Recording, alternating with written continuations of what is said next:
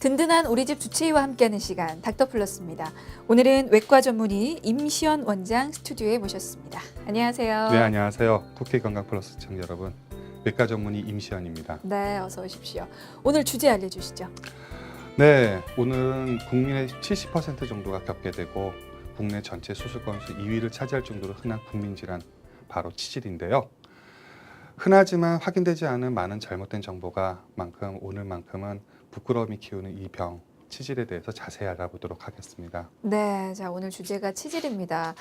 방금 부끄러움이 키우는 병이라고 말씀을 해주셨는데 정말 항문 질환의 경우는 정말 병원 찾기가 민망하죠. 그래서 많이들 병을 키우시는데 오늘 이 시간 함께 하시면서 자신의 상태 제대로 파악하시길 바라겠습니다. 자, 본격적으로 질문 드리겠습니다. 먼저 치질이 어떤 질환인지부터 좀 설명을 부탁드릴까요? 네, 치질은 의학용어로 치액이라고 합니다. 50세 이상 성인 중 반 정도가 이 질환을 갖고 있다고 알려져 있는데요. 배변 시에 변 자체의 충격을 감소시켜 주려고 항문 안쪽에 점막하 혈관 조직이 반복되는 그런 힘든 배변으로 인해서 혈관의 충혈 그리고 확대가 일어나면서 주위 조직 탄력 저하로 인해 발생하는 질환입니다. 그러니까 정확한 명칭은 치핵이군요. 네. 하지만 많은 분들이 치질이라는 단어에 좀 익숙해져 있기 때문에 이 시간에는 편의상 치질로 명칭을 하겠습니다. 자, 그러면 항문 쪽에 생길 수 있는 질환이 이 치질 말고 또 여러 가지가 있잖아요. 굉장히 많죠. 어떤 게 있을까요? 그 다음으로 많이 보이는 것들이 바로 항문 농양 네. 그리고 치루가 있는데요. 항문 주위 농양은 그 항문 주변에 고름집이 생기고 이것으로 인해서 항문 주위가 부풀어 올라서 앉아 있기도 불편할 정도로 굉장히 고통스럽습니다. 그리고 항문 주위 농양을 방치하게 되면 이 고름집이 터지고 또 안쪽으로 길이 형성이 되면서 문제가 되는 그런 바로 치루가 생기는데요.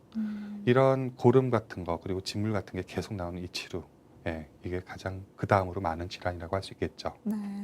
치루와 치질은 어떤 차이가 있습니까? 치질은 항문에 있는 정맥총이 혈전이 막아서 생기는, 즉 정맥총이 부풀어지면서 생기는 질환입니다. 네.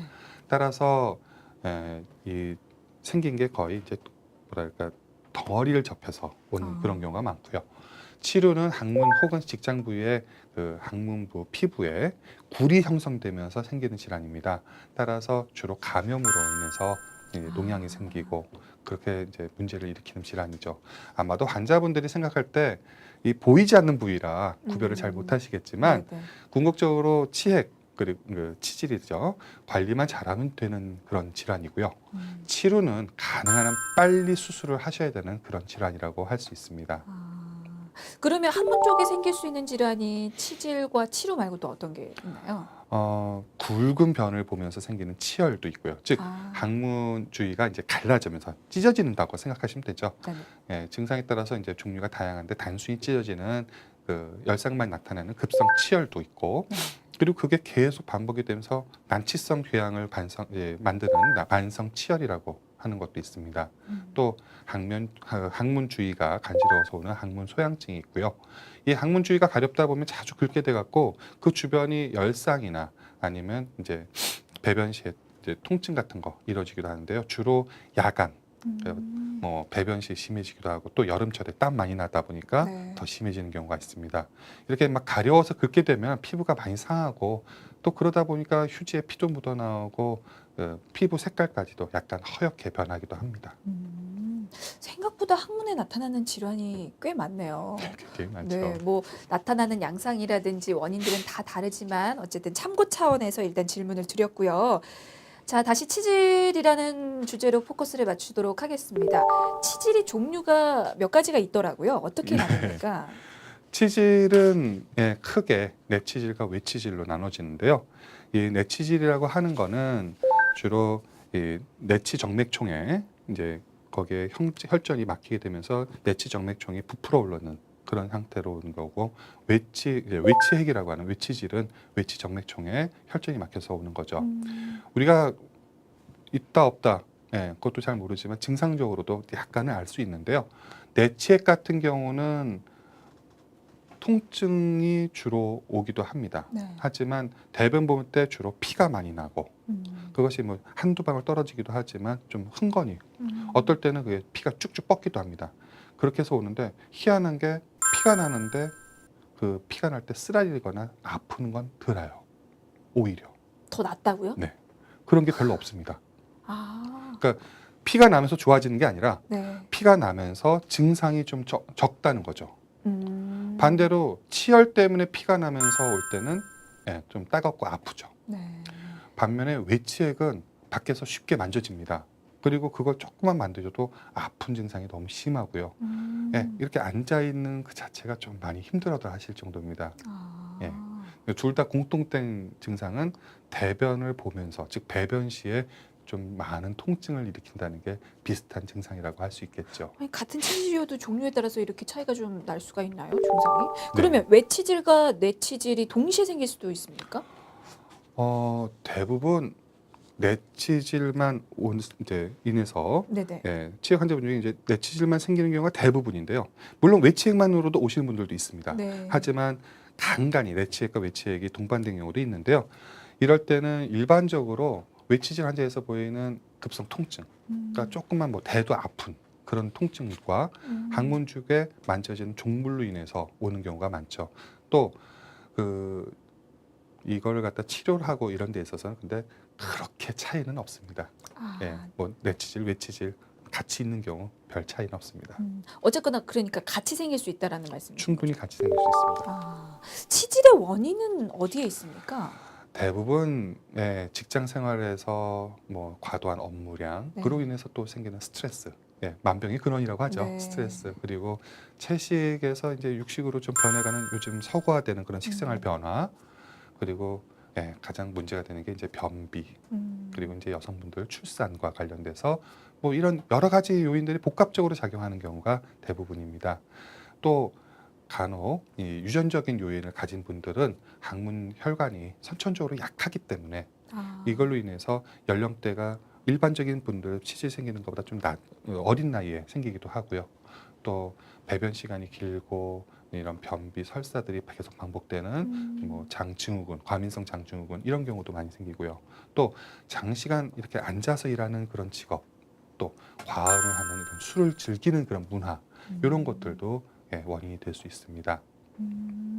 근데 그 항문 혈관이 선천적으로 약한 사람이 있다라고 말씀을 해주셨는데 그런 분들은 비단 치질뿐만 아니라 다른 항문 질환들도 발생할 확률이 좀 높을 것 같다는 생각이 드네요.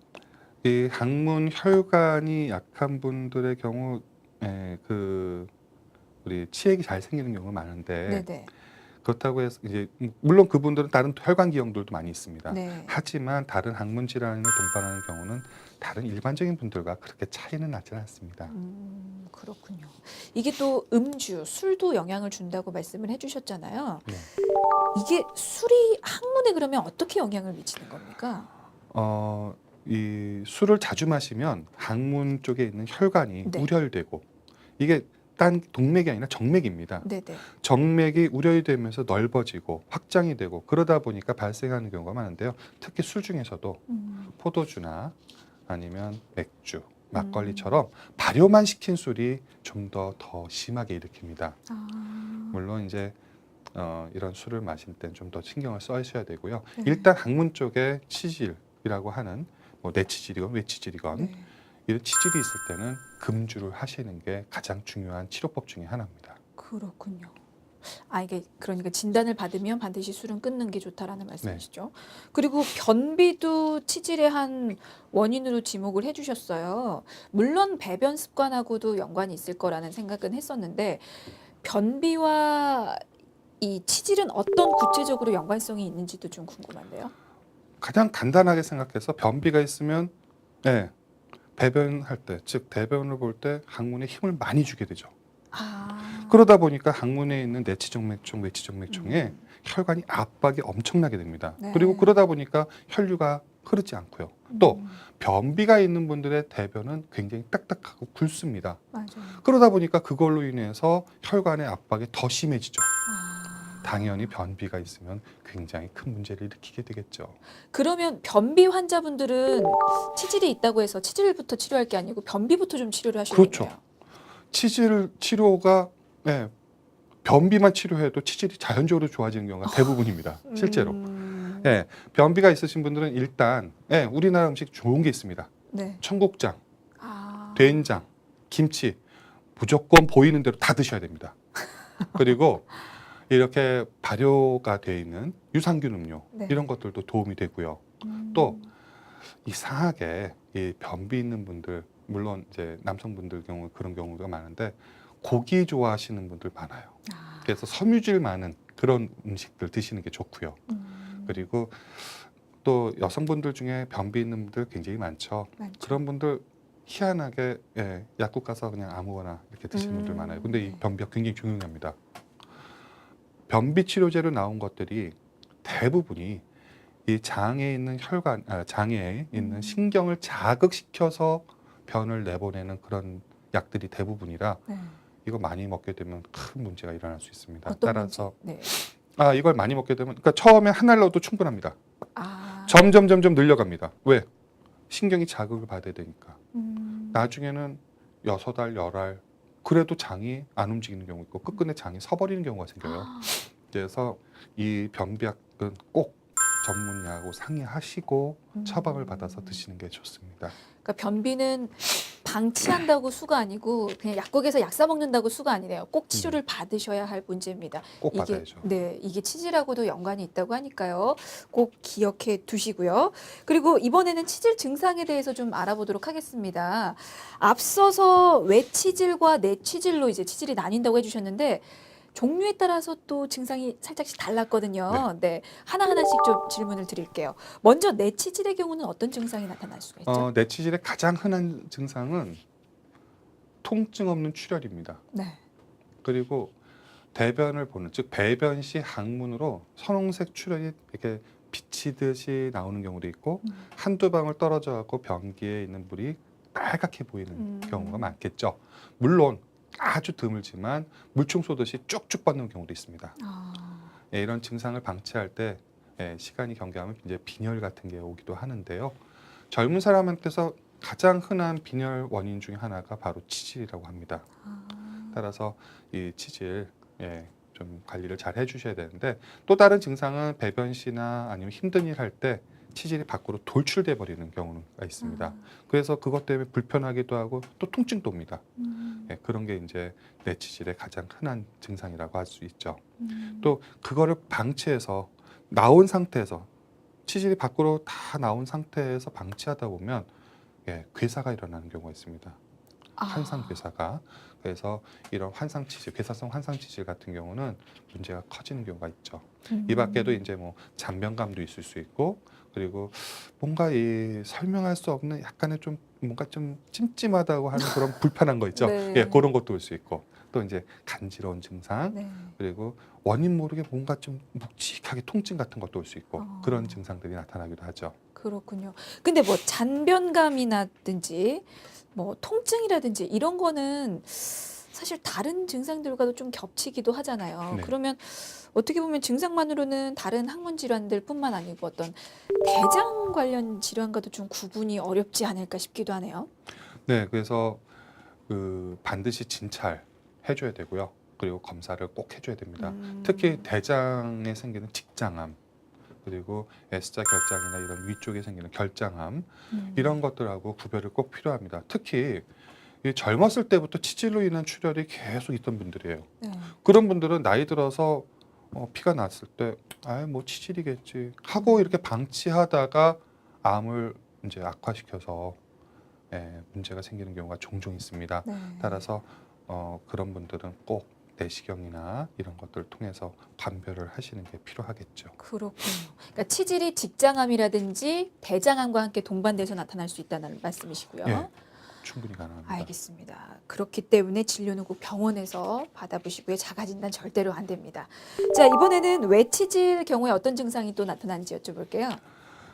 외치질 같은 경우는 가장 간단하게 항문 주변에 이렇게 만져보면은 네. 마치 환자분들의 본인 두 번째 손톱 네네. 그거보다 좀 작은 콩알만하거나 판알만한 그런 딱딱한 종개가 만져집니다. 그러면서 그거 만질 때 굉장히 아파요. 아. 그게 이제 외치질의 대표적인 증상이라고 할 수 있죠. 아. 네. 물론 이제 그게 뭐 열상이 생기면서 피도 날 수도 있고 여러 음. 가지 문제가 올 수도 있는데요. 제일 심한 건 통증입니다. 통증이 그렇게 심한가요? 아. 굉장히 좀 심합니다. 알겠습니다. 자, 그러면 치질 치료는 어떻게 해봤습니까? 이게 수술을 꼭 해야 되나요? 우리가 이제 외과 교과서상으로 말씀을 드리면 치질이 이제 1기, 2기, 3기, 4기 나눠지는데 3기, 4기는 꼭 수술을 하고 네. 1기, 2기는 다른 합병증이 있을 때 수술을 해라라고 되어 있습니다. 네. 근데 제 개인적인 의견은 좀 다릅니다. 제 환자분들의 경우 거의 수술을 하지 않고 네. 대증요법하고 약물요법만으로도 대부분 호전돼서 관리를 계속 하시는 분들이 많습니다. 수술을 잘해서 늘어난 혈관을 없앤다 하더라도 옆에 있는 그런 혈관들이 자라 들어올 것이고 그런 상태에서 본인 생활 습관에 변화가 없다면 언제든지 재발할 수 있는 게 치질입니다. 또 치질을 갖다가 재발을 하지 않게 좀 크게 주변 조직까지 같이 제거를 하면 나중에 그 주변 조직 그 관략근이나 점막의 이상으로 변실금이나 이런 것들이 생길 수 있기 때문에 저는 가능한 한 수술을 권하지 않고 대증요법하고 약물요법만으로 치료를 하는 것을 권합니다. 보통 치질하면 치료법에 수술밖에 없을 것 같은데 수술 없이 대증요법만으로도 그럼 치료가 가능하다는 말씀이신 거잖아요. 네, 대부분 가능합니다. 아유, 좋네요. 근데 어쨌든 매뉴얼대로라면 치질 3, 4기 때는 반드시 수술을 하고 1, 2기 때도 합병증이 있을 경우에는 수술을 해야 되는데 저는 이 부분이 좀 걸립니다. 이게 그러면 단계별로 나타나는 증상 때문인가요, 이게? 예, 1기, 2기, 3기, 4기 나누는 거 그걸 간단하게 말씀드리면 네네. 1기는 그 대변 그 항문 밖으로 돌출되는 그런 게 없습니다. 그리고 배변 후 약간의 통증 그리고 뭐 심한 뭐 어떨 때는 뭐 큰 통증을 동반한다고 하는데요. 그 정도만 있는 게 1기고요. 2기는 배변 시에 이 치핵이 그러니까 치질이 밖으로 빠져나왔다가 가만히 있어도 자연적으로 들어가는 게 2기입니다. 네. 3기는 나오는 것까지 똑같습니다. 네. 근데 손으로 밀어넣지 않으면 안 들어가요. 아. 손으로 밀어넣었을 때 들어가면 3기, 안 들어가면 4기라고 생각하시면 됩니다. 아, 그렇군요. 네. 그러면 어쨌든 이 기에 따라서 단계별로 증상이 다른데 그런 것조차도 대증요법으로 수술 없이 치료를 할 수 있다라는 말씀이신 거잖아요. 네, 그렇습니다. 어떤 방법들이 있을까요? 제일 중요한 건 배변 습관이죠. 뭐 변비가 있어서 3일, 4일에 한 번씩 이러면은 좀 문제가 커지죠. 네. 그래서 먼저 변비 치료는 해야 됩니다. 아. 그리고 나서 그리고 또 설사가 있어도 안 되겠죠. 그러니까 변은 하루에 한 번 혹은 2번 아니면 정 안 된다 하더라도 이틀에 한 번은 변을 보시는 게 굉장히 중요하고요. 네. 이런 규칙적인 배변 습관이 제일 중요합니다. 두 번째로 치질이 생긴 상태에서는 무조건 금주하셔야 됩니다. 술 조금만이라도 입에 댔다 그러면 이거는 절대 좋아지지 않습니다. 세 번째, 찬데 앉으시면 안 됩니다. 아. 그리고 꼭 담배 피시면서 배변을 하시는 남자분들이 많아요. 이거 아주 안 좋습니다. 그러니까 금연하시는 게 좋고요. 네. 자, 그리고 어떻게 보면 좀 문제가 될 수도 있는데, 네네. 자, 이게 항문이라고 생각한다면요. 네네. 대변을 본 다음에 크게 휴지로 하나 그냥 크게 닦아서 버리십시오. 아. 쑤시지 말라는 거죠. 아, 네네. 자극을 가능한 한 주지 말고 그 상태 버리고 아직 많이 묻어 있죠? 네. 그 상태에서 쭈그리고 앉아서 샤워기를 미지근한 샤워기를 앞에서 뒤로 쏴줍니다. 그러면 처음에 분변물하고 물하고 같이 내려오다가 네. 맑은 물만 흘러내릴 때 아. 그때 비누칠해갖고 닦습니다. 아. 그리고 혹 튀어나온 게 있으면 집어넣어주고요. 들어갔다 싶으면 항문을 좀 조여줍니다. 아. 이것만 잘해줘도 많이 좋아집니다. 근데 비눗물이 들어가잖아요. 전혀 상관없습니다. 우리가 일반적으로 쓰는 관장제 네. 다 비눗물 종류입니다. 아, 그래요. 네. 전혀 상관없습니다. 근데 일부러 집어 넣어도 괜찮나요? 네, 다 들어가고요. 네. 그게 잘 안 들어간다. 그때 오십시오. 저희가 얼마든지 넣어드립니다. 아, 그래요? 네. 아, 치료법 중에 하나인가요? 집어 넣는 게? 굉장히 중요합니다. 아. 이것도 일종의 어떻게 보면 탈장하고 비슷한데요. 네. 점막이 안에 있는 점막이 밖으로 나온 거기 때문에 집어넣어주고 그 점막이 그냥 나온 게 아니라 혈관이 부풀어지면서 나왔기 때문에 쪼여주면 혈관이 쪼여주면서 이렇게 쪼여주는 거는 오히려 혈액순환이 좋아집니다. 그래서 치질이나 이런 것들이 증상이 좋아지게 되죠. 아. 그러니까 좌욕 잘하라. 하루에 7, 8번이라도 해라. 굉장히 중요한 말입니다. 아. 그러니까 휴지는 자극을 주기 때문에 크게 한 번만 닦고 샤워기로 마무리를 해라 네. 라고 말씀하셨는데 사실 그건 집에 있을 때는 가능한데 밖에 외출했을 때는 그거 불가능하잖아요. 그럼 어떻게 그렇죠. 해야 되나요? 밖에서 혹시 화장실에 비데가 있으면 물론 집에 저는 솔직히 비데 쓰라고 권하고 싶지 않습니다. 아, 비데는 아무리 쎄도 한두 줄 왔다 갔다 잘 안 닦여요. 그래요? 근데 밖에 있을 때는 어쩔 수 없으니까 네. 비데 있으면 비데 쓰시고 만약에 그게 안 된다면 애기들 쓰는 유기농 물티슈 있습니다. 아, 그걸로 그러니까 처음에 휴지해서 버리는 것까지 똑같이 하시고 나머지는 그걸로 처리를 하시는 게 훨씬 좋습니다. 일반 물티슈 안 되나요? 그건 안 되죠. 아. 일반 물티슈는 화학적인 게 굉장히 많아서 어. 오히려 그거 쓰다 보면 소양증도 오고 그것 때문에 오히려 더 치질이 더 심해지는 경우가 많습니다. 애기들 쓰는 유기농 물티슈 쓰시는 게 좋습니다. 알겠습니다. 그리고 시중에 나와 있는 뭐 바르는 연고도 있고요. 먹는 약도 있잖아요. 이런 네. 건 어떻습니까?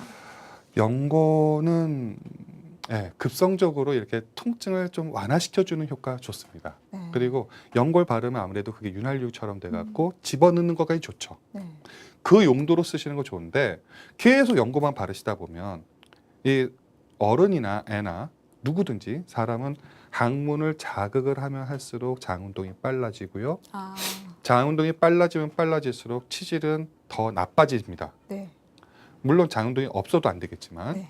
그러다 보니까 이게 자극이 돼서 오히려 안 좋습니다. 음. 그래서 장시간 쓰시는 건 별로 안 좋고요. 반면에 먹는 약은 굉장히 도움이 됩니다. 저희가 보통 이 처방을 할 때 혈류 개선을 시켜주는 특히 정맥 쪽에 혈류 개선을 시켜주는 그런 약을 쓰는데요. 이런 거를 쓰기 때문에 꼭 그 처방은 담당하는 저희 전문의들하고 상담을 하시고 처방전을 받으시는 게 중요하다고 할 수 있습니다. 그렇군요.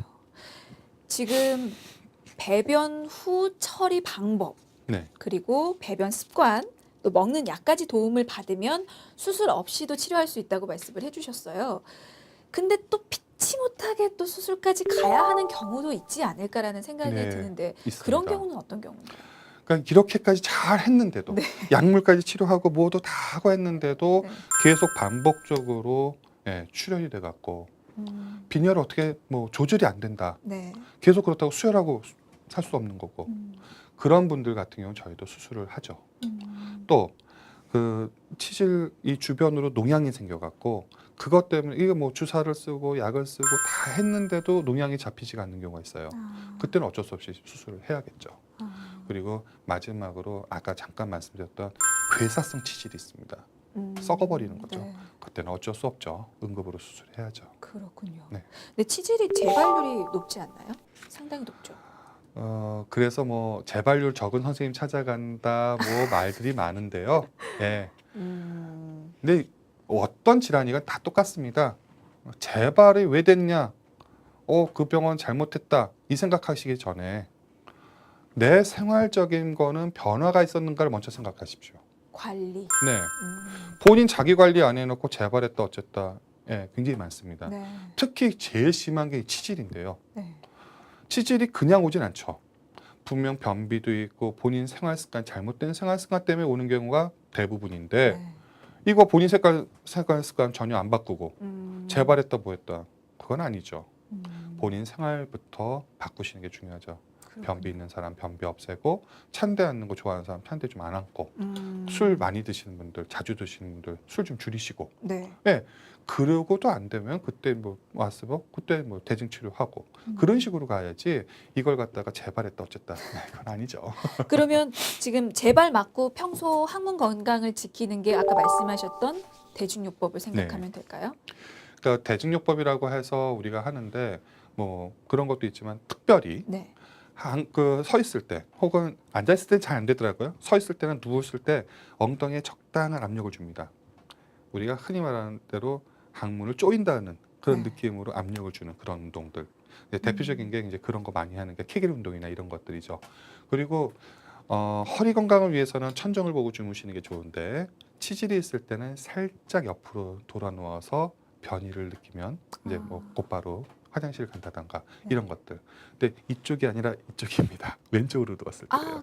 그것도 방향이 정해져 약간 좀 있나요? 있습니다. 아. 그리고 배변 습관을 제대로 들이는 게 굉장히 중요해요. 네. 화장실에서 하루 종일 앉아 계신 분도 있습니다. 네. 이거 제일 나빠요. 어. 10분 이상 변기에 앉아 있는데 변비가 있어서 잘 안 나온다. 빨리 나오시는 게 차라리 낫습니다. 아, 10분 이상 계속 앉아 있다 보면은 항문 쪽에 압력이 계속 가해져 갖고 오히려 치질이 더 잘 오고요. 그리고 또 뭐 물구나무 설 수 있는 분들은 물구나무 섰는 것도 좋고요. 또 하지 유연하게 해주는 그런 도움 운동들 많습니다. 그런 것들 해주시는 게 많은 도움이 되겠죠. 알겠습니다. 오늘 메모지가 꼭 필요한 시간이 아니었나 싶습니다. 부끄러움에 숨기다가 더 큰 질병으로 발전할 수 있는 질환이 이 치질인데요. 숨기지 마시고 지금 당장 전문의 찾아가서 보여주시기 바랍니다. 자, 지금까지 외과 전문의 임시연 원장이었습니다. 말씀 감사합니다. 네, 감사합니다.